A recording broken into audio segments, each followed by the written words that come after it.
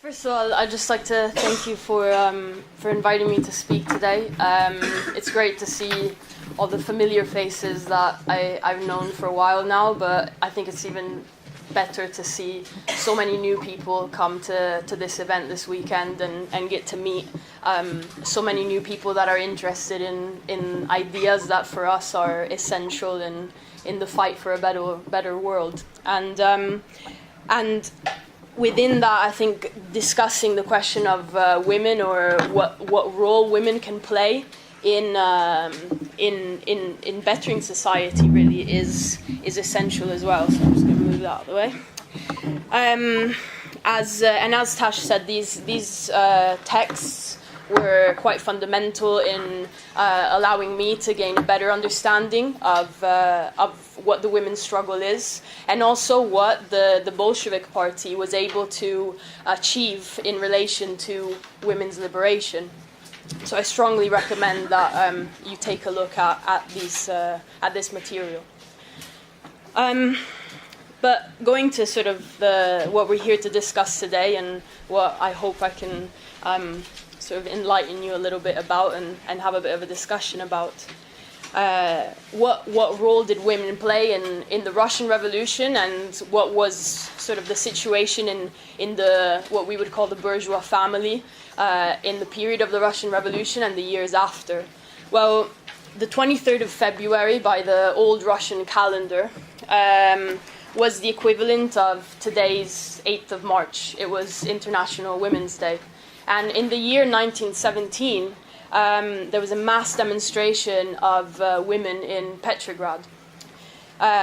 This demonstration was led by striking textile women workers. And this demonstration marched onto the Duma, demanding bread, demanding basic needs for the family, demanding basic needs for children. And obviously, as we still see today, the Tsarist government made every attempt to crush the demonstration, to crush the call for liberation of these women on International Women's Day.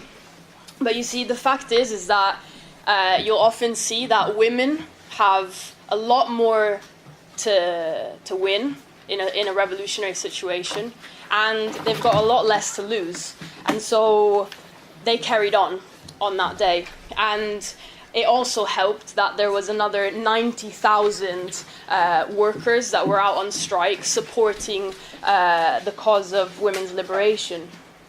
And that's also without counting a solidarity strike that was taking place of washerwomen who were actually demanding the nationalization of laundries under the control of the local authorities. Now, interestingly, this position of the washerwomen was considered premature by the Mensheviks. They considered this to be quite a premature demand that Russian society wasn't quite at the right stage in history to be demanding something like that. But the Bolsheviks were the only ones that gave full support to this demand, and in fact sort of enabled these women to go forward, to push forward and carry on in this struggle. And therefore, the women that were out demonstrating were able to gain the support of those same soldiers that were sent out to repress the demonstration. And these soldiers ended up actually turning their bayonets not towards the women that were demonstrating, but towards the Tsarist regime in Russia. This is one of the events that marked the beginning of the Great Russian Revolution. And it's important for women to remember that. It's important for women to know that, to give them courage to do the same today, essentially. The Russian Revolution marked a period that was the first time in history that the working class seized power and was able to begin running society democratically for themselves. And it's also, secondly to that, it's an incredibly important landmark for the question of women's liberation. because the demands of the Bolsheviks, the demands of the revolution itself, included the need to occupy the shut-in private enterprise that is the family, and replace it with social care, with social housing, to allow the absorption of all the privately the private housekeeping functions of the family, to allow the social absorption of these functions by public institutions. And this was a way to liberate women from that nucleus, let's say.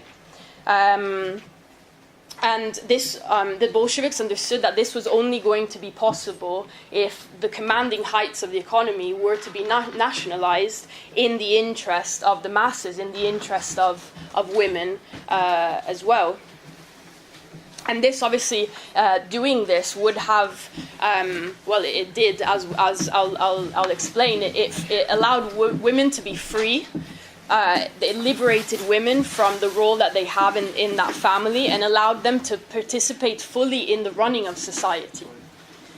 I think a good way to explain what socialism aims to accomplish is, as Marx's characterization of a socialist society gives quite a good example of this, or explains it quite well. He said it would be a society in which the sentence is from each according to their ability, and that means both in a physical sense but also in a psychological sense, what their ability is, to each according to what their need is. Now, this in itself highlights that men and women have different abilities and they have different needs. So this sentence in itself kind of, immediately wipes away any illusion that communism aims to have, equality between genders in a mechanical sense. We're not talking about equality between people in a mechanical sense. We're talking about distributing the wealth in society for all in an equal manner. But we do understand that, obviously, every individual has different abilities and every individual has different needs. The revolution was very important because it demanded that the majority of society would be educated in order to be able to run society. So there was a demand for further education, and that obviously included allowing people to understand that motherhood is an important social function. It's a productive social function, and that essentially women are the mothers of humanity.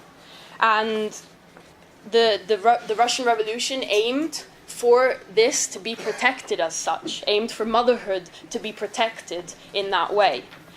It also demanded for people to understand that abortion is not something that is easily carried out by women, but very often it's a necessity.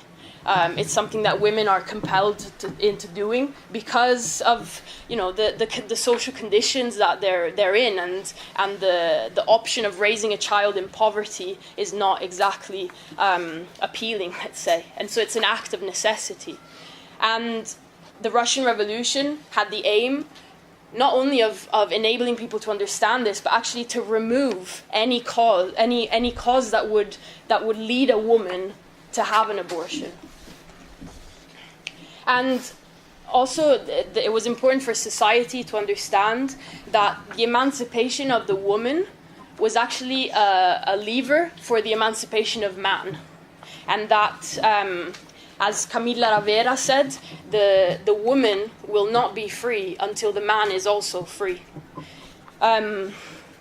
Trotsky, in this wonderful text, says that women are the mothers of the nation, and that in a way implies that it implies that the enslavement of the woman, that her enslavement will therefore breed further prejudice. It will breed further enslavement, and that highlights the need to liberate her. And it's only with the help of the working class that we will be able to achieve and fulfill the demands of women's liberation, allow them to become a reality.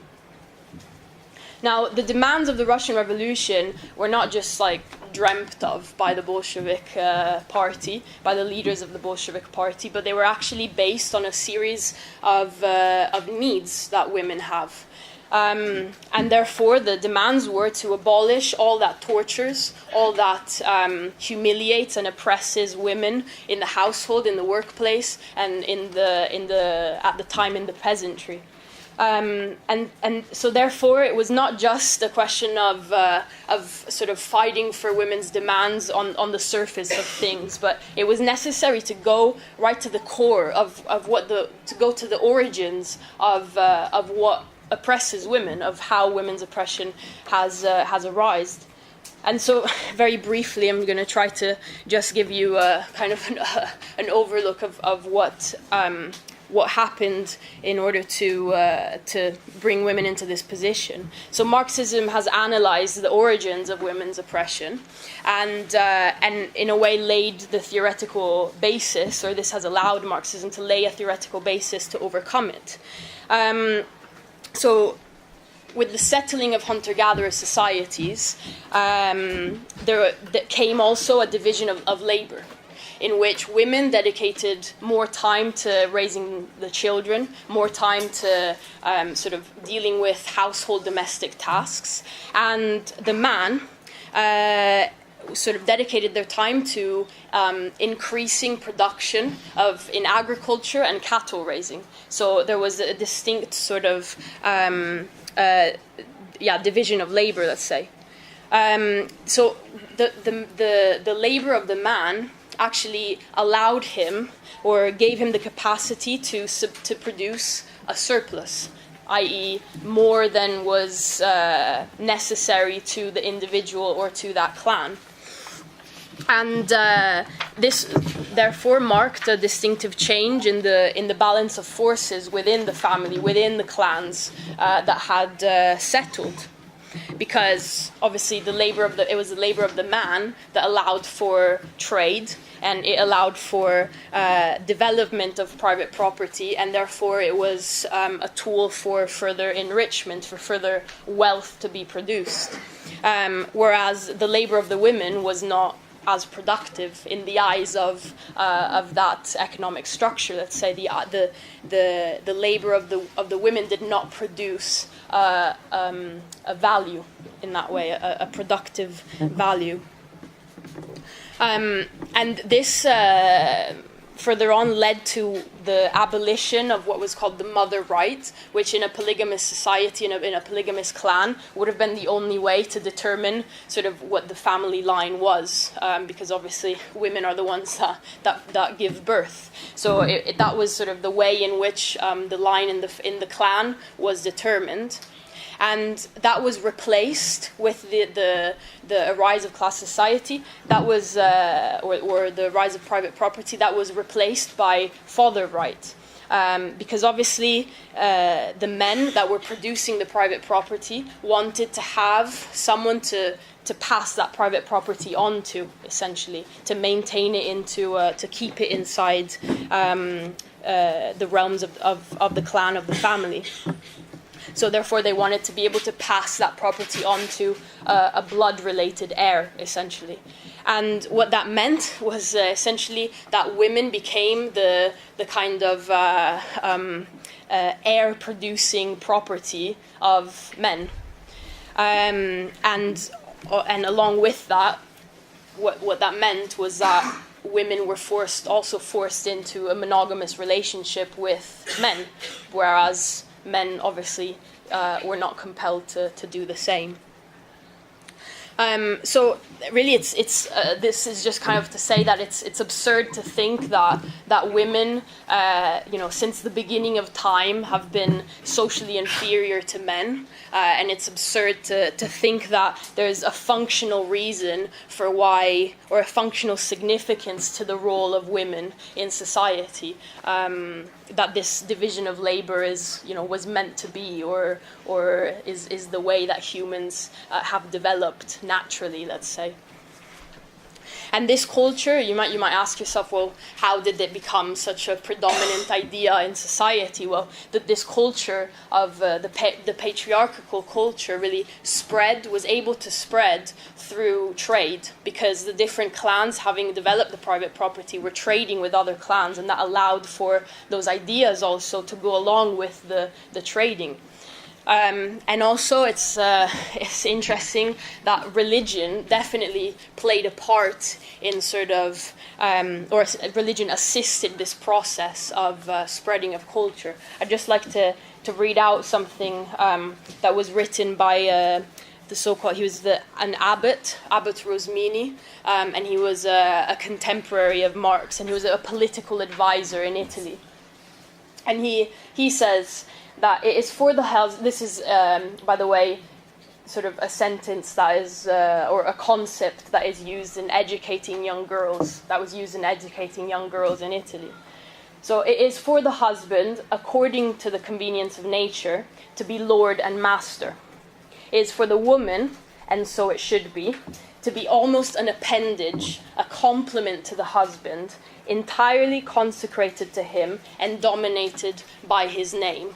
Now, this might seem like completely backward and, appalling to most of you, but it actually formed, it was inscribed in law in Italy up till 1975, when a series of very, very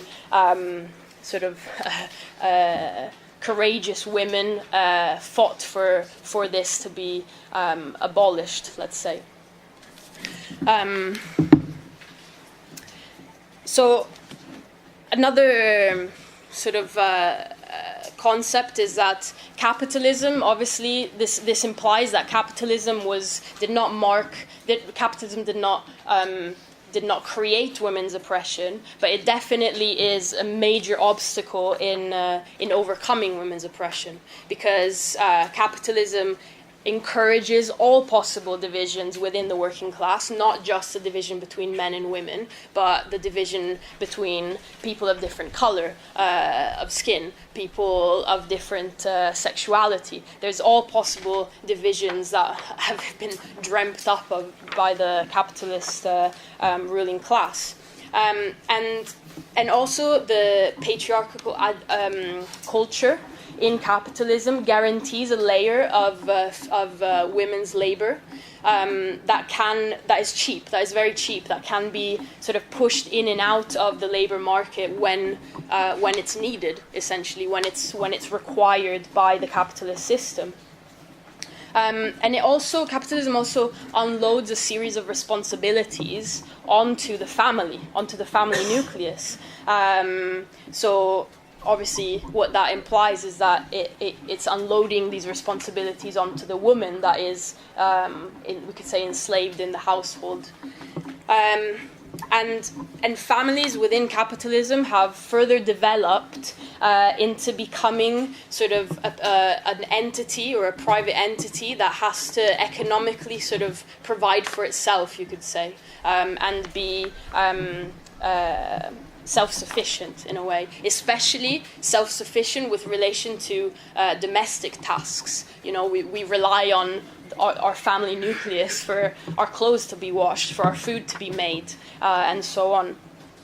And this obviously is the reason that or it's very convenient to have one individual that takes care of these responsibilities in the family, and that is the woman. But obviously that means is that women are taken away from social production and engaged in private production, and so therefore women are confined to the structure of the family. Now, going back to sort of the Russian Revolution, what was the role of women in the Russian Revolution? Well, Lenin in this you can purchase this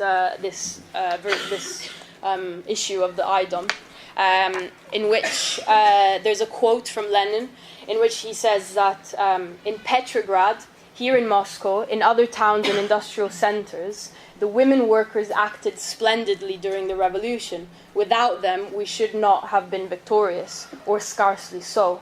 This is my opinion. How brave they were, how brave they still are. Think of all the suffering and deprivations that they bore. And they are carrying on because they want freedom, they want communism. Yes, our proletarian women were excellent class fighters. And he goes on to saying that the energy, the willingness, and the enthusiasm of the women comrades, their courage and wisdom in times of illegality or semi-legality, is an indication of the good prospects for the development of the work in Russia. So women clearly had important roles in all aspects of organization, of political organization. In the party, it's important to say that in the Bolshevik party, women had the same standing as men. They were not sort of given privileged positions in the party. They had equal rights and equal responsibilities as men did in the party. Because after all, a woman communist is no different from a man communist, and therefore should not be given a privileged position. Women played an important role in educating the party ranks, as to what the methods of female life are and how to assist their needs. And I guess this is a good way to explain why this was, is Trotsky said that in order to change the conditions of life, we must learn to see them through the eyes of a woman. And this is exactly what the Bolsheviks did with the Russian Revolution and the period following that. Women were vital in conducting work among other women that were not already part of the Bolshevik party, that had not joined the ranks of the Bolshevik party. And this was not feminist agitation. It's important to say it wasn't just they weren't just tackling sort of feminists. They weren't conducting feminist propaganda. But what they were actually doing was conducting it was doing socialist agitation within groups of women, which I think we can talk about that a bit more in the discussion, but I think it's quite a fundamental point to understand. And actually, something that Lenin said, which is quite funny, I think, he said that work among women is not feminism, but it's actually revolutionary expediency. So I like to remember that. So women went into the factories, they went into workplaces, they went into homes, and they related the experiences of the women that they were speaking to in one place with the experiences of the women that they were speaking with in another place. And they educated them regarding sort of the ideas of communism. They produced communist literature. They had a newspaper, Komunitska, and this served the purpose to provide these women with revolutionary ideas, with the idea that capitalism needed to be overthrown in order to fulfill the demands of the liberation of women. And also, the newspaper was also used to report on the daily experiences of women in different places. And obviously, the women that were already in the party made every effort to involve the women that they met outside of the party ranks in the work of the Bolshevik party. And the Bolsheviks emphasized at all stages the need to not create separate women's organizations. That, the women that were conducting this work were not to aim to achieve to create a separate organization, but to bring the women inside the Bolshevik party, to conduct work inside the Bolshevik party with these women. And this work was actually so successful that in 1919, a section of the Central Committee of the Bolsheviks, a section was established to dedicate itself entirely to agitation amongst women. And I can't pronounce this very well, but I think it's Zenotel. You pronounce it, and it was the name of the group, of the committee that had the task of organizing amongst women, and this was led by Alexandra Kollontai and Inessa Armand. And this was never a separate organization. They really sort of carried on that work truthfully, and never sort of carried on any work outside of the party ranks. But their aim was solely to bring women inside the party. And the work was so successful that by 1927 they actually had issued 400,000 copies of their newspaper Komunicka. And by 1928, there was 2.5 million women that were organized in socialist discussion groups. So, I mean, I remind you of the context of extremely backward Russia as well that this happened in. But the revolution, I think, demonstrates above all that women are an integral part of the structure of a communist society. And the Bolsheviks absolutely understood this. And in fact, at the Third Congress of the Third International, they approved a document that stated that unless millions of women are with us, it will be impossible to realize communism. And I must say, I think every day of the existence of the Soviet Union demonstrated that and proved their theory, let's say. Because the involvement of women in the decision making and the involvement of women in the decision making that occurred sort of in restructuring society guaranteed the socialization of those tasks, guaranteed sort of the exportation of the domestic tasks into society and out of the household. But really, moving on to sort of like what were the achievements of the Russian Revolution, and why are these important? What were the achievements in relation to the women's question, and why is it important to discuss what the achievements of the revolution were in relation to women? Well, Marx and Engels said that the degree of emancipation of women is the natural measure of the degree of universal emancipation.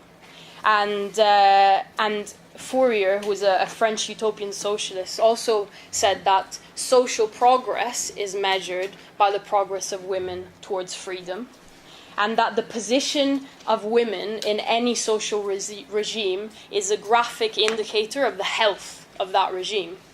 And I think therefore it's safe to say that the Bolsheviks and the Russian Revolution definitely fulfilled every obligation that they had in relation to women and women's liberation. In fact, women's demands were no longer an object of struggle. They were no longer a bargaining tool like we see today that is used by the ruling class, but that is used by the bourgeoisie. They were no longer sort of, that bargaining tool used when the working class moves into struggle, but they actually formed part of the structure of the communist society. They became a reality. And after the Bolsheviks actually conquered power, they immediately passed a series of laws that gave women formal equality, or liberation in a formal sense, let's say. But Lenin was very, very clear in emphasizing that there was a need to build a material basis in order to support that formal liberation, in order to make that formal, or to sustain that formal liberation. And this was to be done by planning the economy and socializing the household tasks.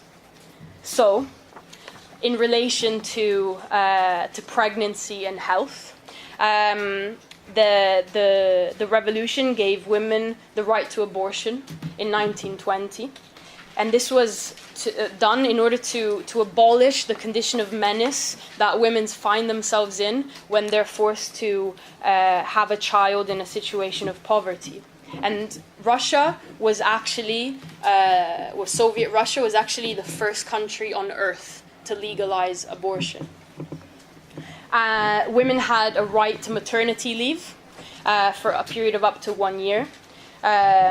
Pregnancy consultation centers were built, maternity homes were built, and that also sort of led to the fact that life expectancy amongst women more than doubled to 74 years of age by the 1970s, and that was going from an average of 30 years in Tsarist times.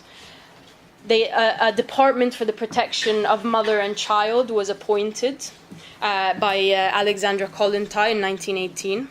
And women were exempt from heavy labor. It was illegal to fire pregnant women. And women were exempt from carrying out night shifts.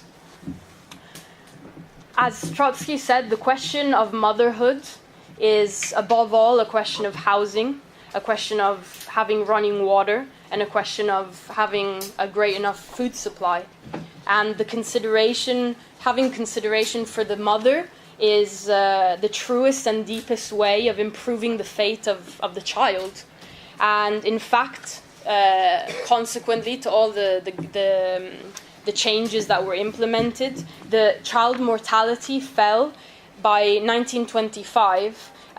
In the Vladimir province, it was 17.5%. By 1925, whereas it was 29% in 1913. And in the Moscow province, it fell to 14%, and it was 28% in 1913. There were free school meals for children that had milk and so on. Food and clothes were provided for orphans. Kindergartens and schools were available to all children in an indiscriminate manner. Now, in relation to marriage, women had a right to divorce, and this could be requested by either party. So it could be requested. It's important to say that women could request the divorce as well. And if the spouse was unemployed, so if the woman was unemployed, she was given 6 months subsistence. And what this did was it liberated her from the economic dependence of the relationship with the man. Also, husband and wife were considered equal in the eyes of the law. And social housing provided... the role that social housing played was that it provided a home for the divorcee. So if a woman divorced a man, she had a place to go. Essentially, she wasn't tied to the home with the man. Civil partnership was legalized within 6 weeks following the revolution. And in relation to freeing women from domestic slavery, there were social dining rooms that were built. Public laundries were built. Public seamstresses were also built, and things like prostitution were replaced with paid social production. So a woman was involved in social production and didn't have to resort to selling her body. There was equal pay in the workplace, and women were given insurance if they were to fall ill or pregnant. And this was all done to maintain that economic independence, even if she was unable to work, even if she was unable to produce socially, let's say. And this meant that as a whole, women were no longer discriminated against because of their gender. They were no longer in the workplace, they were no longer discriminated against. And this is because with socialism, with the development of socialism, the overall productivity of labor increases. And this means that the amount of labor necessary to produce the necessities of life by a single individual decreases. And therefore pregnancy, in the case of a woman, no longer hinders her ability to contribute to social production. And so therefore questions such as pregnancy, questions such as gender, become irrelevant in that economic situation. In relation to education, 49% of students were in higher education.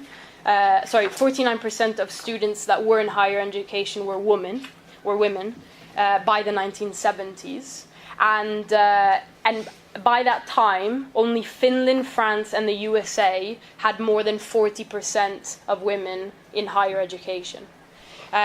So you could say that, in a way, you could say that being against the Third International was like being against the emancipation of women. That's one of the main tasks of the Third International. Now, change outside of the family, in relation to social production, inevitably marks a change within the family as well.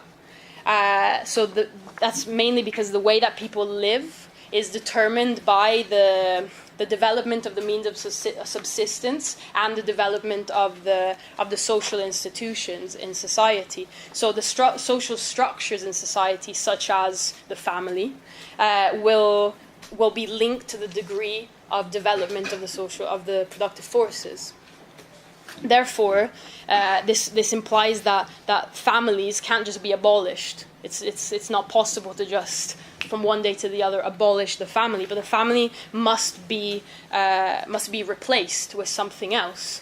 And in Russia, what happened was in Russia there was the transference of the economic and educational functions of the family. These were transferred over to society, which was able to provide economic freedom for the family. And in fact, what this meant was that the old social ties in the family were broken, and new ideological relations began to arise in the family. And therefore, what this means is that there was no economic pressure on the woman to remain in a relationship with the man, to remain inside of the household, because essentially there was a lack, you could say, of a social economic pressure on the woman to produce an heir for the private property of that family. And in this circumstance, obviously the bond between a man or a woman, or it would be possible for society to allow for a woman and a woman to be in a relationship, or for a man and a man to be in a relationship, because there's no there's not an economic determinant on that relationship. So the bond between individuals would solely be based on mutual affection, and it wouldn't have an economic base for the attachment. Furthermore, in the Russian Revolution, what was essential was that the courage of these women that went out and realized what their potential was, inevitably also made itself felt in the family. Women went home and demanded that the men of the family would respect them in the same way that the Bolshevik Party respected them, that their communist comrades respected them. But sort of very briefly, it is important to mention what happened in the later years of the Soviet Union, and that the Russian Revolution was greatly isolated. And it was isolated in conditions of extreme poverty, second to the First World War, the Civil War, the consequences of the Civil War. And Russia was invaded by over 21 imperialist countries. It had over 21 imperialist invasions, and there was still a great deal of cultural backwardness in Soviet Russia. So this gave way to a Stalinist, what we would term a Stalinist degeneration. If you were at the meeting last night, Alan, I think, gave a brilliant lead-off explaining the process of this. So I won't go into it in too much detail. But what is worth explaining is what the effects of this were in relation to the women's question and in relation to the family. So the bankruptcy of the state caused a restoration of money relations, which later on also saw forced collectivization of the peasantry and so on. And this really delayed the socialization of domestic tasks. Therefore, the bourgeois family could not be replaced. And people were forced to come together again, to glue together again, to return home to dine, because society could no longer provide that need. And therefore, there was a restoration of the old bourgeois family relations that took place. Which inevitably meant also the return home of the woman, the enslavement of the woman. And also sort of to further enforce this, abortion was also banned in 1936. So these rights were to an extent taken away. But overall, it's just important to say that the process of emancipation of women was immensely slowed down. Now, I've got to sum up. So I think it's just important to say about in terms of what is our task today. So what can we learn from the Russian Revolution? What can we learn with respect to what was achieved by the Russian Revolution? Because this event today is completely written off by the bourgeois. You will not hear about these achievements in any university, in any bourgeois text. So it's important to mention these things here, because it's an inconvenient truth, essentially, to the bourgeois, to the ruling class.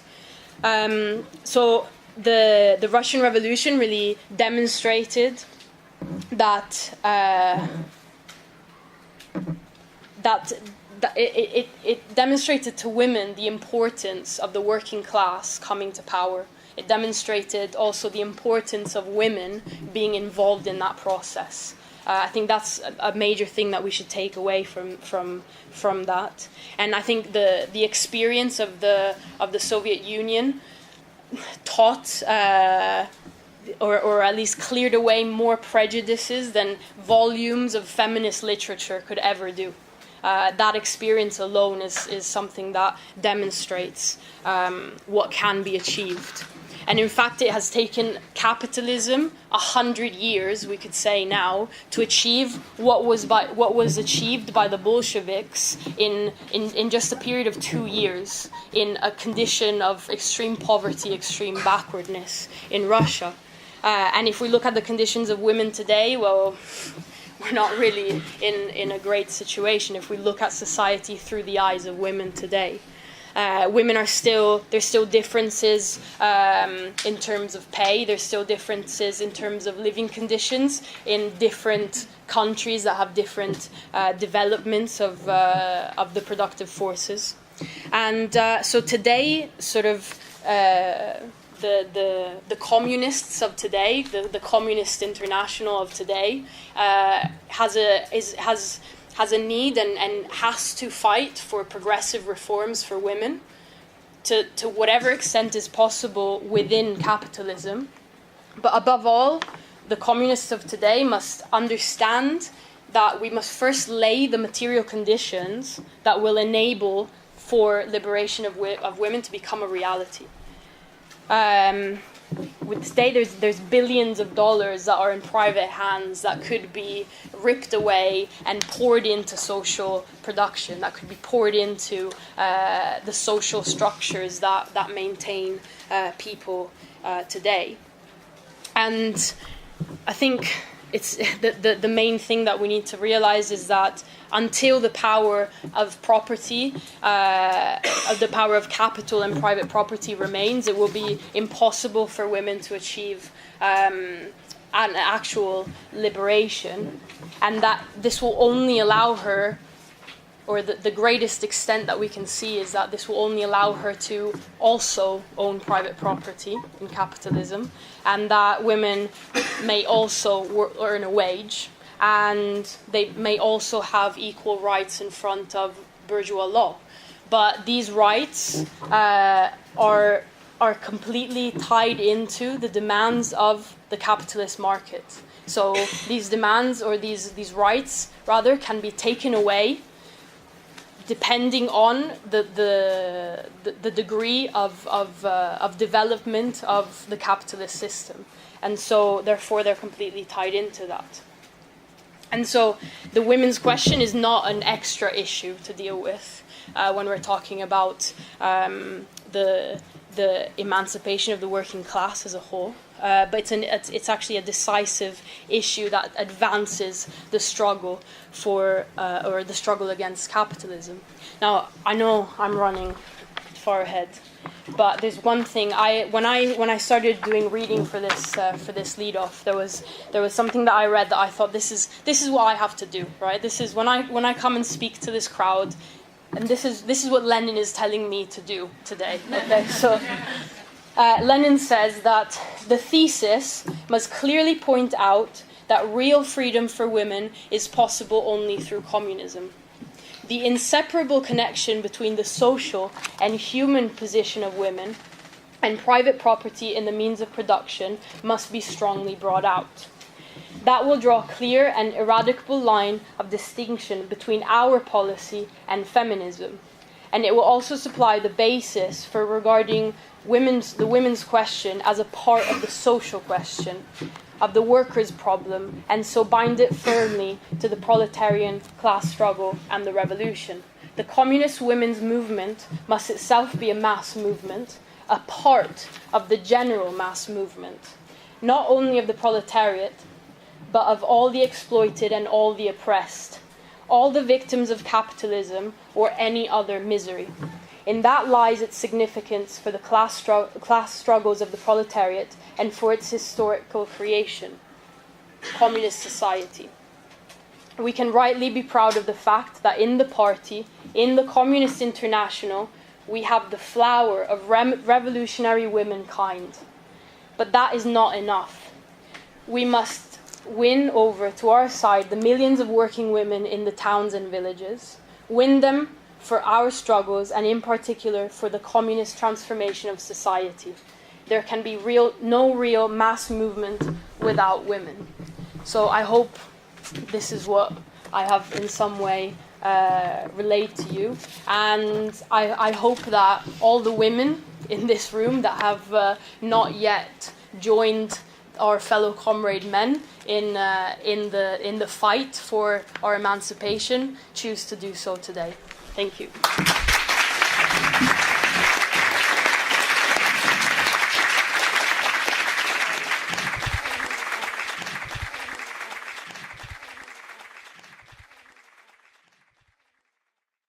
Bolsheviks, they consider this to be quite a premature demand, that that Russian society wasn't quite at the right stage in history to be demanding something like that. But the Bolsheviks were the only ones that gave full support to this demand, and in fact enabled these women to go forward, to push forward and carry on in this struggle. And therefore, the women that were out demonstrating were able to gain the support of those same soldiers that were sent out to repress the demonstration. And these soldiers ended up actually turning their bayonets not towards the women that were demonstrating, but towards the Tsarist regime in Russia. This is one of the events that marked the beginning of the Great Russian Revolution. And it's important for women to remember that. It's important for women to know that, to give them courage to do the same today, essentially.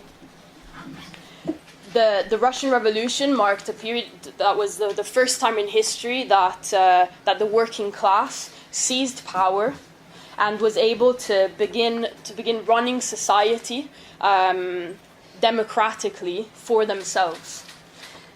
And it's also, secondly to that, it's an incredibly important landmark for the question of women's liberation. Because the demands of the Bolsheviks, the demands of the revolution itself, included the need to occupy the shut-in, private enterprise that is the family, and replace it with social care, with social housing. to allow the absorption of all the privately the private housekeeping functions of the family, to allow the social absorption of these functions by public institutions. And this was a way to, as we still see today, the Tsarist government made every attempt to crush the demonstration, to crush the call for liberation of these women on International Women's Day. But you see, the fact is that you'll often see that women have a lot more to win in a revolutionary situation, and they've got a lot less to lose. And so they carried on that day. And it also helped that there was another 90,000 workers that were out on strike supporting the cause of women's liberation. And that's also without counting a solidarity strike that was taking place of washerwomen who were actually demanding the nationalization of laundries under the control of the local authorities. Now, interestingly, this position of the washerwomen was considered premature by the men at this material. But going to sort of what we're here to discuss today, and what I hope I can sort of enlighten you a little bit about and have a bit of a discussion about. What role did women play in the Russian Revolution, and what was sort of the situation in the what we would call the bourgeois family in the period of the Russian Revolution and the years after? Well, the 23rd of February by the old Russian calendar was the equivalent of today's 8th of March. It was International Women's Day. And in the year 1917, there was a mass demonstration of women in Petrograd. This demonstration was led by striking textile women workers. And this demonstration marched onto the Duma, demanding bread, demanding basic needs for the family, demanding basic needs for children. And obviously, first of all, I'd just like to thank you for inviting me to speak today. It's great to see all the familiar faces that I've known for a while now, but I think it's even better to see so many new people come to this event this weekend and get to meet so many new people that are interested in ideas that for us are essential in the fight for a better world. And within that, I think discussing the question of women, or what role women can play in bettering society, really is essential as well. So I'm just going to move that out of the way. As Tash said, these texts were quite fundamental in allowing me to gain a better understanding of what the women's struggle is, and also what the Bolshevik Party was able to achieve in relation to women's liberation. So I strongly recommend that you take a look at these